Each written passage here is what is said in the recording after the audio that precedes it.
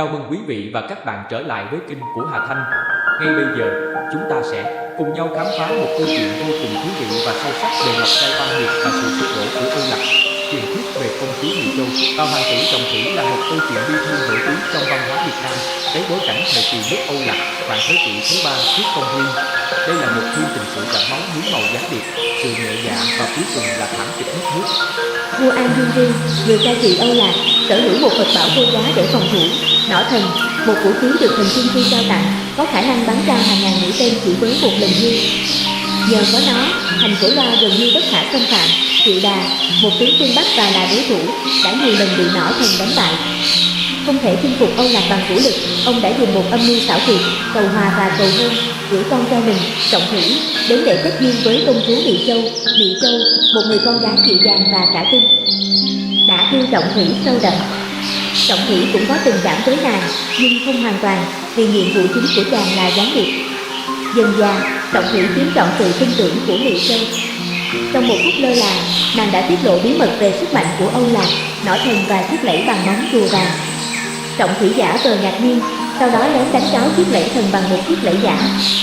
Chàng lấy cớ về thăm cha mẹ, mang theo chiếc lẫy thật trao cho Triệu Đà. Ngay lập tức, Triệu Đà phát động cuộc xâm lược quy mô lớn. Vua An Dương Vương chủ quan tin vào sự phòng thủ vững chắc của mình, chỉ nhận ra nỏ thần đã mất thương khi quân địch đã đến chân thành. Khi đất nước sụp đổ, ông cùng Mỹ Châu lên ngựa chạy trốn.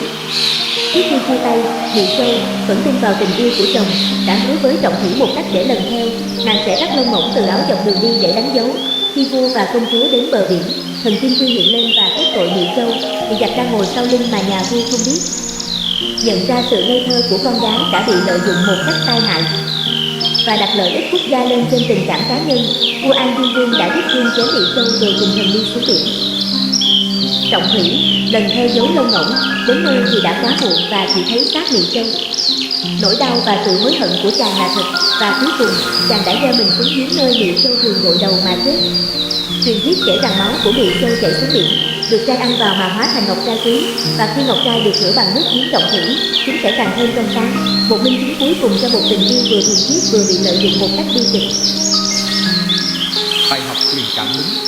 Câu chuyện mang đến một bài học quan trọng về tinh thần cảnh giác quốc gia, phải luôn phân biệt rõ ràng giữa tình cảm cá nhân và trách nhiệm dân tộc. Sai lầm chí mạng của Mỹ Châu là sự nhẹ dạ, cả tin và việc đặt tình yêu mù quáng lên trên sự an nguy của đất nước.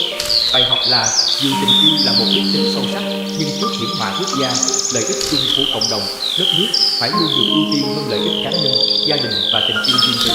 Sự tin tưởng cần phải được đặt đúng chỗ, nhất là khi vận mệnh dân tộc đang bị đe dọa. Cảm ơn các bạn đã dành thời gian theo dõi. Đừng quên đăng ký để không bỏ lỡ những câu chuyện hấp dẫn tiếp theo nhé.